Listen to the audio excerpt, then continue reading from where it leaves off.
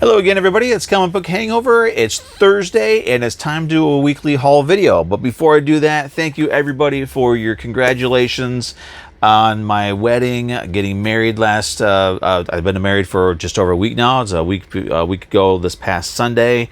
Last week we went out of town to a casino hotel, spent a couple of days there for our honeymoon. So I didn't get to do a video last week, which I told everybody about, but I do have a bunch of books that I want to share that somehow was able to accrue over the time.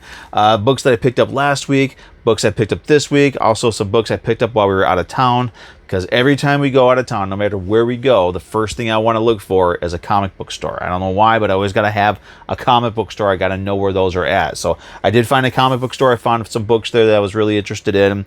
But before we do that, let's talk about some other stuff. From my wedding, when we were doing our gift things, we got this. We got this from Cody Lockwood, Lockwood's Loot, and his lovely, gracious, and very talented wife, Audra. Two of my favorite people in the whole world, had given us. I think this is more for me than for my wife, because she's not into the comic books like I am, not to the extent that I am. But this is the book that I had gotten from Cody Con. And he put it in a top loader. This is Godzilla #1. This we believe this is the first Godzilla book through Dark Horse Comics. Put it in a top loader, and on the top loader, they put a little note on there for my wife and I, which I thought was really, really awesome. A little heart there as well. Thought that was really awesome. It's really, really cute. The only thing is now, I don't really want to take it out of this now. I need to, because I got to take a picture of it, put it on my Facebook group. And I want to put this in with the rest of my books, because that's what I wanted to do with it. But I don't know what I would, I may actually, now that I'm thinking about it, what I may end up doing is I could probably get a copy of this, get a Xerox copy of this, and put that in there and hang this up on the wall. That's really awesome. It's just a wonderful, lovely gift. I appreciate it more than anybody could ever know. Cody and Audra, they're two of the best people I've ever known in my life. So moving on, before we went out of town, I was able to actually stop into my local comic shop. I had not planned on it, but my wife was like, well, we got some time. She had to work. She works right around the corner from my LCS. So she's like, why not just go down there and get your books? Because you want to, and yes, I wanted to. This is not a comic book. This is something that I picked up actually for my son and I to both enjoy, because we're trying to, he's wanting to get into reading. We're teaching him letters, we're teaching him words, and what better way to do that than with a book that we can both enjoy? R.L. Stine's Garbage Pail Kids, Welcome to Smellville, because he loves the Garbage Pail Kids just like I do. So this is it's a chapter book. It's sort of an all ages prose book, very simply written for kids in mind. The story is basically the Garbage Pail Kids live in this town called Perfectville, or Smellville. They live in Smellville, and there's this family there called the Perfects, and that's what they are. They're absolutely perfect. And through a series of events, I guess the parents of these kids, the perfect kids, their parents find out or suspect that the Garbage Pail Kids are living in a house without parents. So now the Garbage Pail Kids have to do what they can to sort of protect their home, to keep their home, to stay together, and sort of fight the evil forces of perfection. So I did start reading this. Like I said, it's written very simply. It's a good book for younger crowds. So I'm really looking forward to making this my little boy's bedtime story book over the next couple of weeks. He also found Bone, Jeff Smith's Bone. We were down at the LCS, and he saw some trade paperbacks down there, and I told him, if this is something that you're interested in, I picked up a couple of years ago. I picked up at a convention the complete collection of Bone. It's actually signed by Jeff Smith, and it's something that I started reading through. I got halfway through it, but if he's interested in it, I'm going to start it over. Why not? Because I got to get these kids in the comic book somehow, right? So the other things that I picked up before we get into the comic books, I know I've shared this before. This is the Transformers the manga, Volume 1. This is from Japan. It's the first time that these stories have ever been translated into English, so I got that one. Last week I picked up, this is it, Volume 2 of Transformers the manga. It's a little bit thicker. They did change the spine, so it's black instead of the I don't know what the hell color this is. Peach, pink, something. It's kind of weird because this is all glossy cover, but then this one sort of has a bit of gloss, but also, let's see if I can catch some light on it there. One, come on, let's get some light. Yeah, you can kind of see where the logo is kind of shiny. The little picture back there is kind of shiny, but the it's kind of a matte, sort of a weird matte feeling. So I got volume 2 last week, just in time for this week's volume 3, and that wraps it up. So I have all of them. These are also kind of written very simply. They're very they're serialized, but they're done in a very episodic fashion, if that makes any sense at all. So these were not full length comic books. These were little segments, I guess, in sort of like a TV guide, a Japanese version of the TV guide back in the 1980s, and it was essentially to sort of bridge the gap between the American version of the show Transformers and the Japanese version, between season 2 and season 3, because they didn't get the movie like we got, so they used this format, the black and white manga style, to sort of bridge that gap. And then they also used it to sort of move the timeline forward a little bit. I'm assuming, I haven't read all these yet, but I get the impression they use it to move the timeline forward a little bit, so that their versions of Transformers after the series, the original run, ended, and they had their headmasters and their super master god force, whatever. They used this to sort of bridge the gaps for that. So I'm very eager to finish reading. I'm in volume 2 right now. So and as soon as I'm done with these, I'm going to let my friend Matt borrow them, because he's an equally huge Transformers fan. So the other book, the actual comic books that I picked up last week, we're going to start with the reprints, because I love my reprints. Facsimile edition, Wonder Woman #1. I started thumbing through this one, and I'm actually going to sit down and read this one. I grabbed some True Believers. Here is the first appearance of Red Guardian, Avengers, #43. And as you can see, I'm continuing to do the writing what the actual book is across the top on the board there with some archival ink. Here is Daredevil #81. Nice little reprint there. And this is Tales of Suspense from 1959, the 1959 series. Tales of Suspense issues 52 and 53. And of course, this month's, for the month of October, the theme for True Believers is Black Widow. So it's all early appearances of Black Widow, including this facsimile edition, Marvel Fanfare #10. Now, I have the original of this, but this, of course, is going to be a better condition than mine, and I don't know what I'm going to do with my original yet, so I'm going to do something with it. And also wrapping up the reprint, this is neither a True Believer nor is it a Marvel facsimile edition. This is Marvel Tales, the original Marvel Zombies. Not my favorite Zombies cover. Inyuk Lee, he's an amazing, I'm assuming he's a guy, okay, if I'm wrong, correct me, but Inyuk Lee is an amazing artist, but I just can't get into the Marvel zombie stuff that he does, but still an amazing artist. I love him. Also from last week, I picked up the Matina variant for Batman #100. This wraps up the Joker War in spectacular fashion. You finally see how little Harley Quinn actually cares for Joker anymore. I mean, now this came out last week, so I should be able to do this. So hopefully this isn't spoiling anything. But she straight up just shoots him in the face. She takes out half of his face. His eye is gone. Then she winds up wrapping a bomb around Joker, wraps a bomb around her. And the whole purpose of it is to force Batman to decide to finally let the Joker go, because no matter what's going to happen, if he lives, it's just going to happen again, or save Harley, because she just takes off running. So there's no way he could save them both. He decides to save Harley, much to the chagrin of Joker. But Joker does, he winds up escaping, as he always does, because we're never going to have Batman without Joker. That's always going to be those two. So, but we also find out that Punchline, outside of being completely psychotic, she's actually smart enough to weasel her way out of going to Arkham, and she gets put under house arrest despite all the horrible things that she was a part of.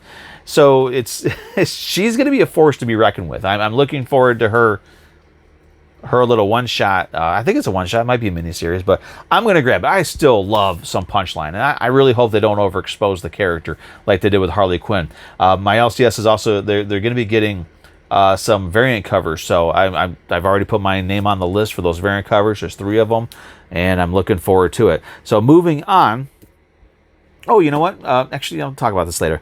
Moving on, I've grabbed Thor number 8. You know, the series started off really strong. It really did.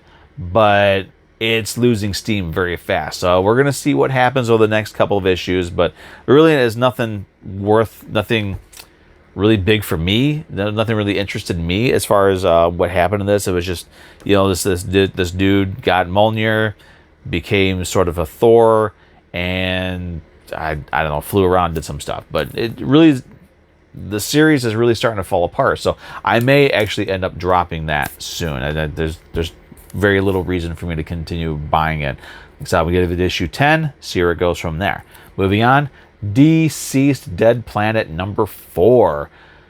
This was the story issue of the series. This is basically there's not a whole lot of action going on.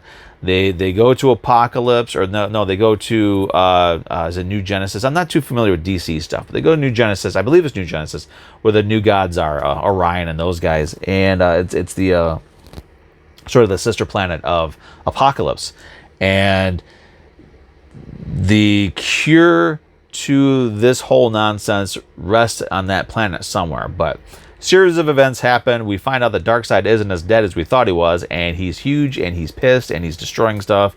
But yeah, that was basically, there's not a whole lot of action in that issue. That's the story issue, which is important. We can't just have action all the time. We got to have those stories, especially in a miniseries like this. We have to have those story issues. And last book that I picked up last week from my LCS, Batman: The Adventures Continue number 5. Another great issue. I'm really digging these books that take place in the Batman the Animated Series universe. Now the comic shop, man, I really wish I could remember the name of the comic shop that we went to. It was a real nice shop. Not as good as mine, of course. You know, you never, no matter where you go, other shops they've got some neat stuff, but they're never as good as the one that you normally go to. And I've loved my shop, Nostalgia Inc., since I've been going there since like 1988. And you know, the bulk of my collection came from that store. But these ones are being the exception to the rule. So I grabbed Inkblot number 1. I thought my LCS was sold out of it. Apparently, when I went down there today, I noticed that they had them. They still have issue 2. I didn't pick it up, but I'm going to. It's an interesting read. The first issue really doesn't give you enough. Didn't give me enough to decide whether or not I really want to get into it. So I'm going to grab the second issue next week, check it out, and see. It's just basically somebody conjures this weird-looking cat. It's a funky-looking cat. I don't know if we can get some focus on there. But it's a funky-looking cat that can travel through time and space. And, you know, cats being the destructive little monsters that they are, there's a possibility that this cat might destroy everything. The other 2 books that I picked up from this comic shop are some variant covers. This is an older one. We'll do this one first. Deceased Dead Planet number 1. The Peach Momoko variant. Now, I know Peach Momoko is very divisive in the comics community right now. There's a lot of people who just really love her art, and people who just can't stand her and wish she would go away. Myself, I'm sort of like a middle road. I mean, there's some stuff that she does that I really, really love, like this cover here. I really love this cover, and there's stuff that, yeah, I'm not so hot on. So I just pass it by.